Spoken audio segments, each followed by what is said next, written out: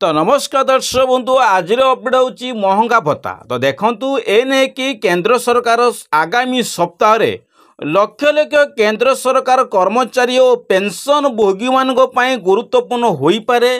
गणमाध्यम report जा आसीची August मास 15 तारिख 2025 सुधा केंद्र सरकार महंगा भत्ता माने डीए वृद्धि भत्ता आसीपारे। एने कि महंगा भत्ता माने डीए भत्ता वृद्धि घोषणा करिपारंती। तो एने कि सतरे कौन सप्तम वेतन कमिशनर अधीन दिया जाइतवा शेष किस्ती परे अष्टम वेतन कमिशन प्रक्रिया तुरंतित करिया पई ए विषय कौन सतरे आलोचना हबो, जोटा गणमाध्यम आलोचना चलची, जोटा पेंशन भोगी मानक पई कौन सतरे पेंशन भत्ता बा महंगा भत्ता कौन वृद्धि हो पारे। तो एने कि कौनटा अच्छी कौन नाई कर्मचारी माने किपरि मिलिबो, एने कि खुशी खबर आसीची दरमा हेबो वृद्धि, किपरि दरमा वृद्धि हेबो। एने कि केंद्र सरकार जो कर्मचारी अछंती पेंशन भोगी मान अछंती सेमान को किपरि अगस्ट मास 15 तारिख सुधा कौन रिपोर्ट आसीची कौन नाई संपूर्ण अपडेट देमी। कहीं अष्टम वेतन कमिशन रे जो पेंशन भोगी माने अछंती से पेंशन योजना रे बा पेंशन टा किपरि अपडेट आसीची बा केते महंगा भत्ता आसीची एने कि संपूर्ण अपडेट आपण ए वीडियो रे पाइबे। सेति पई वीडियो को जदी नुवा करि आछंती तने आपण चैनल को सब्सक्राइब करि सहित बहुत मात्रा लाइक शेयर कमेंट मध्य करि देबे। कहीं आगामी दिन रे जहाँ भी नुआ नुआ महंगा भत्ता जहाँ भी मधुबाबू पेंशन योजना भत्ता जहाँ भी आसी आपण मो चैनल सर्वप्रथम पाई परिबे। तो आज जा अपडेट अच्छी महंगा भत्ता को लेकिन तो डीए भत्ता, तो ये नहीं कि डीए वृद्धि घोषणा करिपारंती केंद्र सरकार। तो केंद्र सरकार जो अष्टम वेतन कहीं सप्तम वेतन कमिशन अधीन रे शेष किस्ती परे अष्टम वेतन कमिशनर नूतन गणमाध्यम प्रकाश पाई। तो ये नहीं कि बहुत सारा लोक माने कर्मचारी माने बहुत खुशी अछंती। तो ये नहीं कि दरमा केबे हम वृद्धि, ए नहीं कि महंगा भत्ता केबे वृद्धि हम। तो ये नहीं कि बहुत सारा हिताधिकारी ए माने बहुत सारा अछंती केंद्र सरकार जो अछंती कर्मचारी पेंशन भोगी मानक पई आसी जे बहुत बड़ अपडेट। तो वीडियो को शेष देखंतु कोनटा नोटिस आछि कोनटा न्यूज पेपर बा गणमाध्यम प्रकाश पाई एने कि आपन संपूर्ण अपडेट देमी। जमा भी वीडियो को स्किप करंतु नै। जदि चैनल को नुवा करि आछंती तेबे चैनल को लाइक एंड सब्सक्राइब करि आछे तो बेल आइकन को प्रेस करि दियन।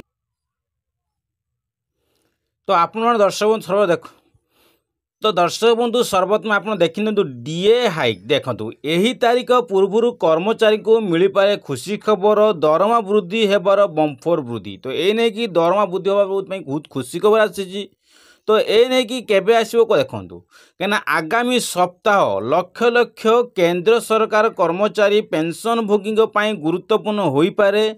ए नहीं कि गणमाध्यम रिपोर्ट अनुजाई अगस्ट 15 तारिख देखिबार तो अगस्ट मास 15 तारिख 25 सुधा केंद्र सरकार महंगा भत्ता माने डीए भत्ता वृद्धि घोषणा करिपारंती। माने अगस्ट मास 15 तारिख सुधा केंद्र सरकार महंगा भत्ता वृद्धि घोषणा करिपारंती। यह सहित सप्तम वेतन कमिशन या सहित कौन कहला ना यह सहित सप्तम वेतन कमिशन अधीन दिया शेष किस्ती रे अष्टम वेतन कमिशन प्रक्रिया को त्वरान्वित करने विषय में आलोचना करा जोटा सप्तम वेतन दिखाला ये जो अष्टम वेतन कमिशन किपरि त्वरान्वित कराब। तो ए विषय से आलोचना करा जोटा अगस्ट मास 15 तारिख लागू करे बोली सूचना आसी। उत्तर सप्तम वेतन कमिशन कार्यकाल डिसेम्बर मास 31 तारिख 2025 शेष होगा जाऊँगी।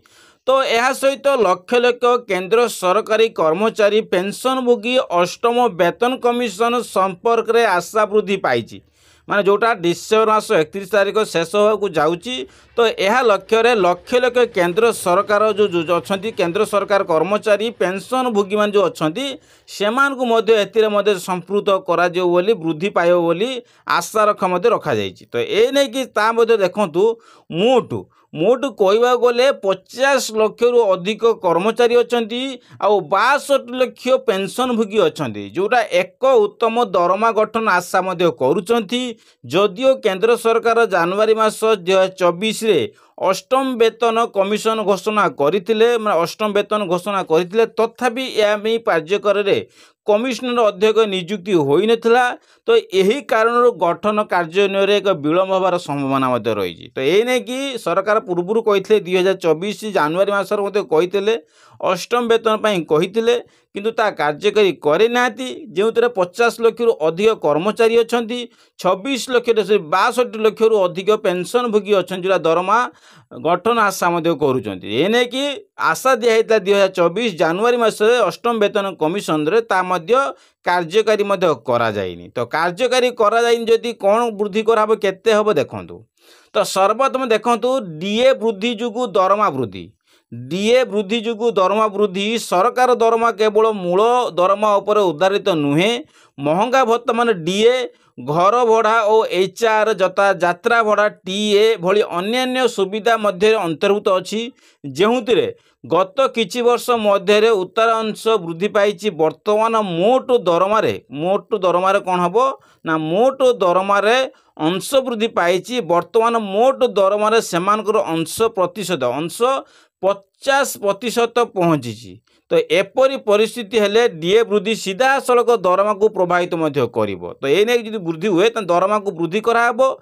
तो ये नहीं कि महंगा भत्ता प्रति 6 मासरे प्रतिक्रिया समीक्षा करा जिवो जहाँ उपभोक्ता मूल्य सूचनाक पई सीपीआई आधारित करा जिवो जो डीए कौन हम ना 2025 रे समीक्षा कराब सरकार पक्षर सरकार विवृत्ति दि जाए किंतु रिपोर्ट अनुसार स्वाधीनता दिवस पूर्व यह एक बड़ घोषणा हो पारे जोटा रिपोर्ट दि जाए स्वाधीनता दिवस माने अगस्ट मास 15 तारीख पूर्व यार किसी घोषणा करा बोली सरकार परामर्श देइचंदी माने एटा घोषणा करिए बोली केबे लागू कराबो। तो ये नहीं कि देखूँ देखी षष्ठ वेतन कमिशन बहुत वृद्धि थिला जो वेतन वृद्धि निष्पत्ति पर फिट पेंट फैक्टर भूमिका अच्छी जो सप्तम वेतन कमिशन थिला 2.57 स्थिर कराइला जो नूतन रिपोर्ट अनुसार अष्टम वेतन कमिशन अधीन 1.83 रु 2.46 मध्य हो पारे अष्टम वेतनटा जो अच्छी एतिक वृद्धि करा जाई पारे।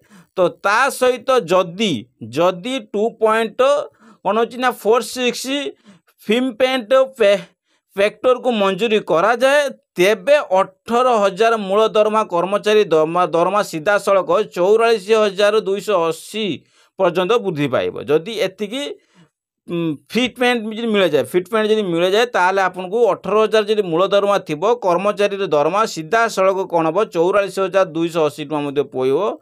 तो ये नहीं कि जहाँ भी हम अगस्ट मास 15 तारीख सुधा यार रिपोर्ट आसो सूचना आसी।